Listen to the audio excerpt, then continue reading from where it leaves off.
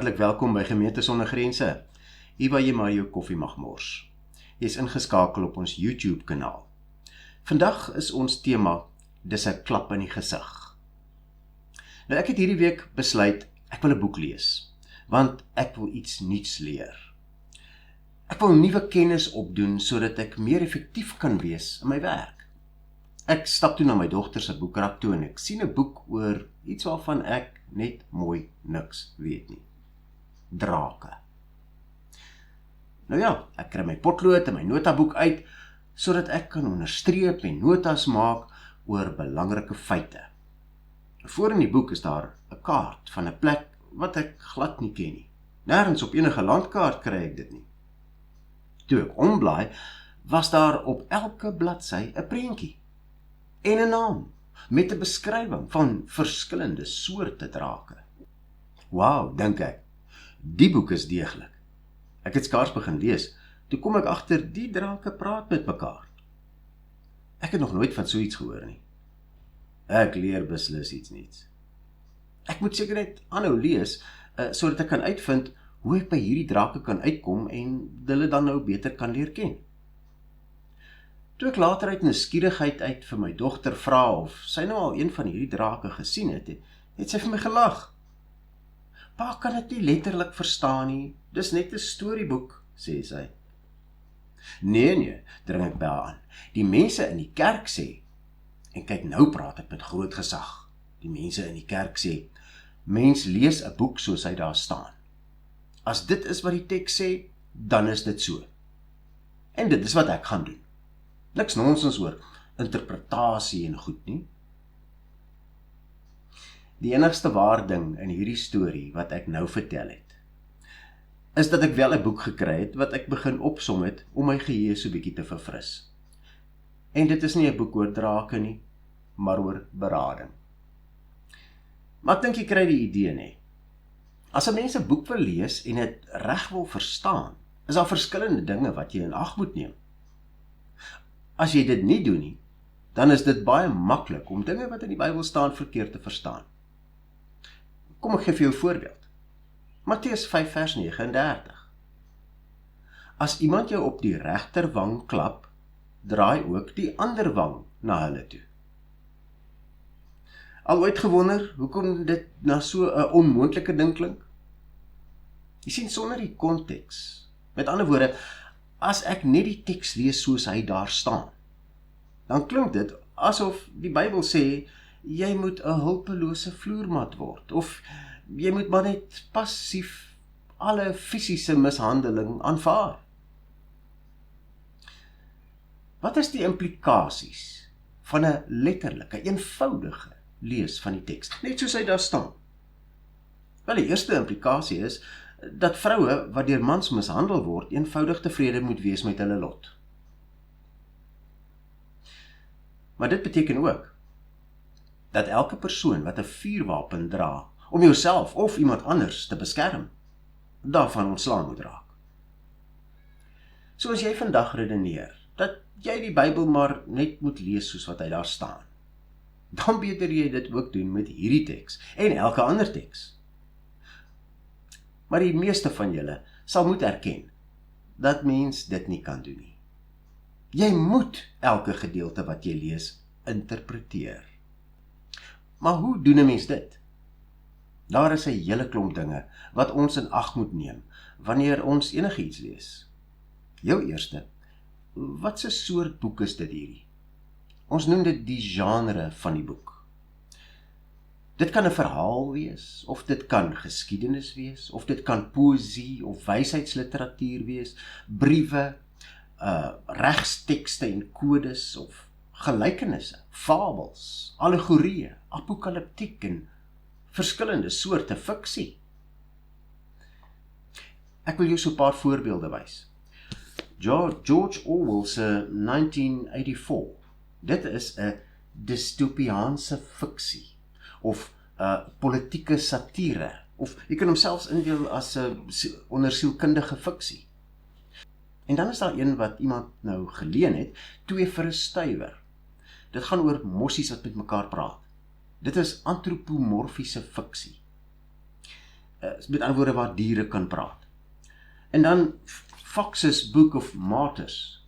Dis 'n historiese nie-fiksie. The Forgotten Spurgeon.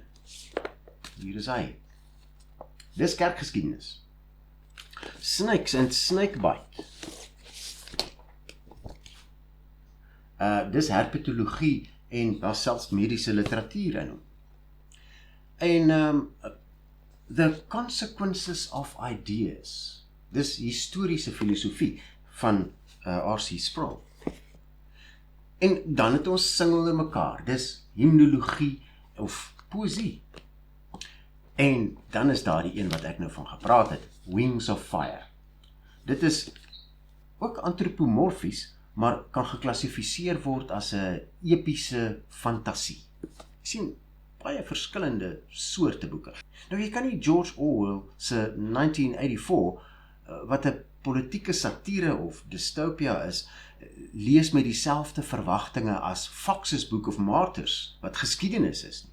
Want die een gebruik opgemaakte simbole om jou te waarsku. Die ander is werklike historiese gruweldade wat opgeteken is.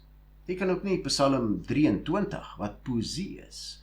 Die Here is my herder. Op dieselfde manier lees as wat jy slange en slangbyt gaan lees, wat mediese goeters in dit nie. Die een is 'n kunstige metafoor vir troos en die ander vereis streng letterlike akkuraatheid wat lewe of dood kan beteken. Nou dink 'n bietjie, wat is die genre van die Bybel? Wanneer ons die Bybel lees, moet ons onthou dat dit nie net een boek is nie. Dit is 'n bundel van 66 boeke met verskillende genres. Daar's geskiedenis, verhale, poësie, evangelies, briewe, apokaliptiek en so nog meer. En binne in hierdie verskillende boeke is daar nog ander literatuursoorte. In 'n evangelie is daar byvoorbeeld 'n gelykenis. In 'n brief kan daar 'n lied of 'n stukkie poësie wees. Die probleem wat ek ondervind is, dat mense gedurig vir my sê, veral as hulle gekonfronteer word met die feit dat hulle die Bybel verkeerd interpreteer. Ek lees hom maar soos wat hy daar staan. Het jy al so geredeneer? Dis wat die Bybel sê. Dis tog duidelik. Ek het nie nodig om dieper te lees nie. Weet jy wat dink ek van so 'n redenasie? Kom ek deel my hart met jou. Dit is lui.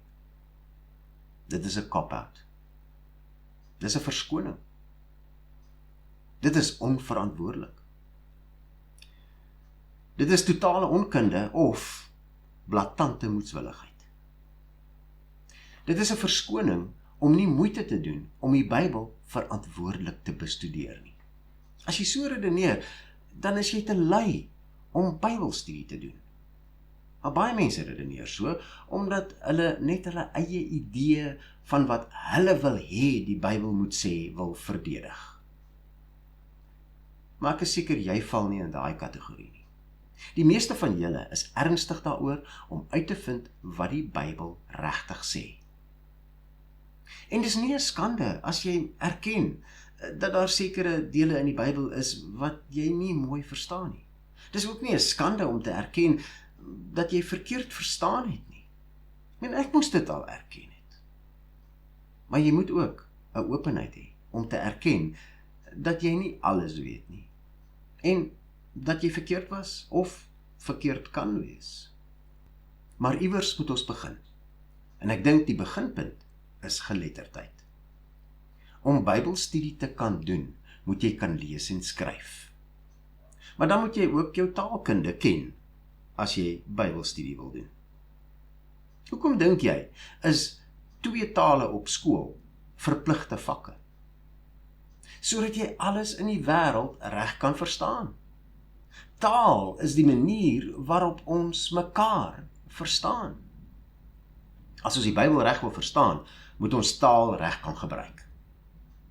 Alles in die Bybel is nie eenvoudig nie, en alles is nie maklik om te verstaan nie.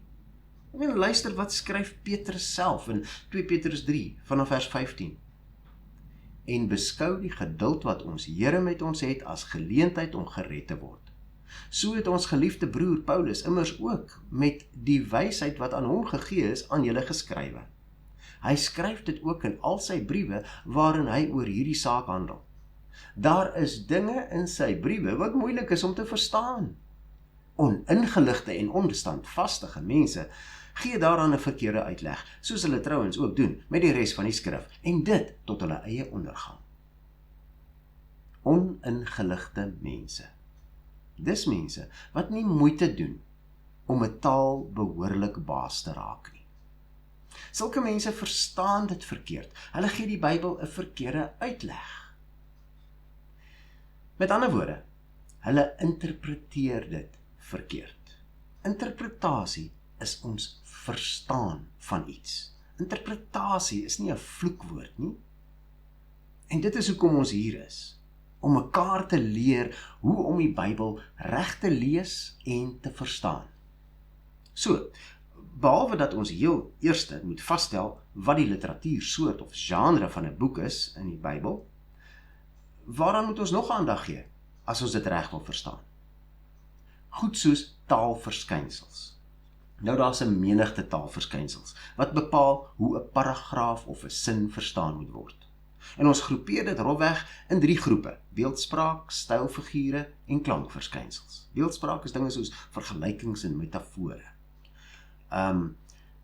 Stylfigure is goed soos 'n hiperbool en eufemisme. Klankverskynsels is alliterasie, assonansie en sulke dinge.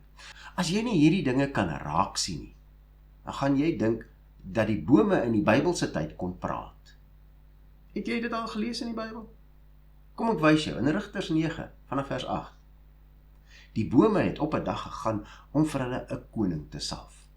Hulle het vir die olyfboom gesê, wees koning oor ons. Maar die olyfboom het vir hulle gesê, moet ek my olieprys gee waarmee eer betoon word aan gode en mense? Moet ek tussen die bome gaan ronddwaal? Toe sê die bome vir die vyeboom, kom wees jy koning oor ons. Maar die vyeboom sê vir hulle, moet ek my lekker soet vrugte prys gee? Moet ek tussen die bome gaan ronddwaal? Toe sê die bome vir die wingerdstok, kom wees jy koning oor ons. Maar die wingerdstok sê vir hulle, moet ek my wyn prys gee? My wyn wat gode en mense bly maak? Moet ek tussen die bome gaan ronddwaal? Toe sê al die bome vir die doringbos, kom, wees jy koning oor ons. En die doringbos sê vir hulle, as julle my werklik wil salf, sodat ek koning oor julle kan wees, moet julle almal in my skaduwee kom skuil. As julle dit nie kan doen nie, sal daar 'n vuur uitgaan uit die doringbos uit, en dit sal die seders van die Libanon verteer. As julle nou die hele dag saam met my wil deurbring, dan kan ek elkeen van hierdie taalverskynsels vir jou in die Bybel wys. Sien julle kans vir 'n hele dag? Ek dink nie so nie. Genre en taalverskynsels is belangrik om 'n teks reg te verstaan. Maar daar's nog 'n kategorie waaraan ons baie ernstig moet aandag gee. En ek is seker julle kan raai wat dit is. Wat is so belangrik om 'n teksgedeelte reg te verstaan? Ons het al baie daaroor gepraat. Natuurlik, konteks. Nou, jy sal dit nie glo nie, maar konteks is nie net een ding nie. Daar's verskillende tipes kontekste wat in berekening gebring moet word om 'n teks reg te verstaan. Kom ons vat nou maar hierdie teks in Matteus 5. As ons al die verskillende kontekste in gedagte hou, dan verander die betekenis van hierdie beroemde gedeelte heeltemal. Kom ek wys jou. As iemand jou op die regterwang klap, draai ook die ander wang na hulle toe. Nou, as ons kyk na die mikrokonteks, dit is wat die verse net voor en net na hierdie gedeelte sê. As jy daarna kyk, sien jy, Jesus gee nog 2 voorbeelde. As iemand jou dagvaar vir jou hemp, gee hom ook jou baadjie. As 'n soldaat jou dwing om sy toerusting vir 1 myl te dra, dra dit 2 myl. En skielik sien jy, hierdie klap is nie meer net 'n geïsoleerde street fight nie. Jesus groepeer dit met die misbruik van die wet en militêre onderdrukking. Hy spreek 'n spesifieke patroon van institusionele magsmisbruik aan. As ons kyk na die literêre konteks, dis nou wanneer ons die literatuursoorte in berekening bring, dan sien ons binne die genre van 'n evangelie, is daar nog 'n genre, die van 'n preek. die bergpredikasie. En Jesus gee vir ons 'n koninklike verklaring met behulp van 'n rabbynse hiperbool. Met ander woorde, 'n oordrywing om luisteraars in 'n nuwe denkwyse in te skok. Jesus gee nie hier 'n letterlike regskode of 'n handleiding vir fisiese selfverdediging teen gewapende aanvallers nie. Hy gebruik skerp, skokkende beelde om 'n gebroke instelling uit te daag. Wat beteken dat dit nie as 'n bevel gelees moet word, wat jou dwing om in 'n verhouding of 'n situasie te bly waar jy misbehandel word nie. Wanneer ons kyk na die taalkonteks, onthou, dis 'n Griekse vertaling, die Griekse frase wat hier gebruik word, moet nie 'n bose persoon teenstaan nie, is antieke Griekse literatuur. En in daardie literatuur was die woord antisteinai, 'n militêre term, wat beteken het om teen te staan, of met geweld te rebelleer. Jesus sê dis nie, wees passief nie. Wat hy wel sê, is, moenie op dieselfde manier wraak neem, deur ook geweld te gebruik nie. Hy bepleit 'n derde manier, aktiewe, kreatiewe, nie geweld. Maar dan kyk ons ook na die makrokonteks, die groter geheel van die hele boek. Hier kan jy gaan kyk hoe daar op ander plekke dieselfde dinge gesê word. Wanneer jy kyk na die kanonieke konteks, die nog wyeer konteks, die konteks van die hele Bybel, en jy sien wat die hele Bybel oor hierdie aangeleentheid sê, dan sien jy, Jesus stel hierdie gedeelte bekend, deur te sê, julle het gehoor, daar is gesê, 'n oog vir 'n oog. Hy haal dus die Ou Testament se siviele reg aan uit Eksodus 21, wat oorspronklik aan regters gegee is om oormatige wraak te beperk. Ek meen, jy kan nie iemand gaan staan en doodmaak omdat hy jou tand uitgeslaan het nie. En dan kom ons by die historiese en kulturele konteks. Eerste eeuse Judea was 'n eerskaamte kultuur, wat deur Romeinse heersers beset is. 'n Romeinse soldaat of 'n sosiale meerdere, soos jou meester, sou oorheersing oor 'n onderdaan, dis nou 'n Jood of 'n slaaf, uitoefen deur hulle te slaan. Jesus spesifiseer spesifiek die regterwang. Hoekom? Jy sien, om iemand op die regterwang te tref, terwyl jy na hulle kyk, met slegs die skoon regterhand, moet jy hulle met 'n backhand slaan. Nou hierdie backhand klap was kultureel gebruik vir die dissipline van 'n slaaf, van vroue of sosiale minderwaardiges. Dit is gedoen om iemand te verneder en te dwing om af te kyk. Maar wat gebeur as jy nou die linkerwang draai? Jy verander die hele storie. Cheeky, né? Om nou jou linkerwang te tref, kan die meerdere nie 'n backhand gebruik nie, hy moet 'n oop hand klap of 'n vuis gebruik. Kultureel is 'n oop palm aanval slegs tussen sosiale gelykes gebruik. Deur die ander wang aan te bied, beroof jy die misbruiker van die mag om jou te verneder en daag jy hom uit, dwing jy hom om of te stop of jou gelyke menswaardigheid te erken. Sien jy hoe die konteks ons verstaan van 'n teks kan beïnvloed? As jy iets lees wat vir jou vreemd klink, dan moet jy dalk net 'n bietjie meer aandag aan die konteks gee. As iemand sou redeneer dat jy maar die teks lees soos wat hy daar staan, dan is dit eintlik 'n klap in die gesig, in God se gesig.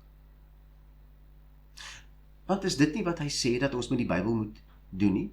Moet ons dit nie bestudeer nie? Ek weet hom nie. Wys my waar staan die woord Bybelstudie in die Bybel. Dit staan nie in die Bybel nie. Maar kom ons lees ander gedeeltes. En dan kyk ons wat sê die Bybel. Nehemia 8 vers 13, in sommige vertalings vers 14, sê, die volgende dag het die familiehoofde van die hele gemeente en die priesters en leviete by Esra, die skrifgeleerde, bymekaar gekom, om die inhoud van die wet te bestudeer, of te ondersoek, soos wat die ou vertaling dit stel.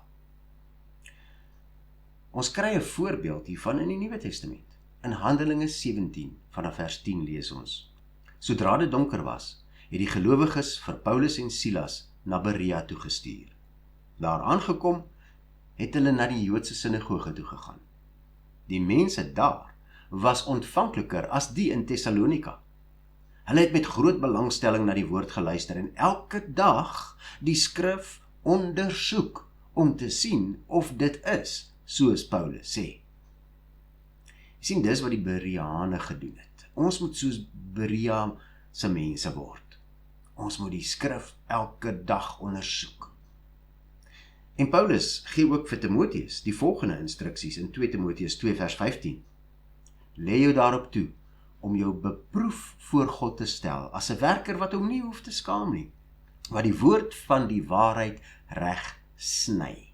Nou ek het spesifiek hier die ou vertaling gebruik, wat nie die woord bestudeer gebruik nie, maar reg sny. Wat beteken dit om die woord reg te sny? Dit beteken jy ondersoek dit en bestudeer dit. Dit beteken jy interpreteer dit korrek. En dit beteken ook jy pas dit reg toe. Dis wat reg sny beteken. Ondersoek, bestudeer, interpreteer, toepas. Dit is vir God belangrik. En daarom sal dit 'n klap in sy gesig wees as jy redeneer, nee, ek lees die Bybel soos wat hy daar staan. Bedoelende, as dit daar staan, dan aanvaar ek my eie interpretasie net soos ek het verstaan. Ek het nie nodig om moeite te doen om 'n studie te maak van God se woord nie. Wat ek van jou vra, is dat ons nie vandag onverantwoordelik sal redeneer nie. Dat ons nie lui sal wees nie. En dat ons 'n passie sal kweek vir die regte verstaan van die skrif. Nou as jy nou nie so goed is met taalkunde nie, en jy het nie matriek gemaak met Afrikaans en Engels nie, moenie mismoedig word nie. Dit is hoekom ons soveel hulp van gelowige kundiges het. Hier is onderwysers en dokters en professore en dosente in ons gemeente, wat enige tyd bereid sal wees om te help om 'n teks reg te verstaan. In ons Bybelstudies word hierdie goed op 'n maklike manier bespreek en het ons geleentheid om te leer van mekaar. As jy vashak in jou persoonlike Bybelstudie, dan kan jy altyd vrymoedigheid neem om te vra. En ons sal ons beste probeer om jou nie te verneder met 'n klap in die gesig nie. Ons weet dikwels ook nie.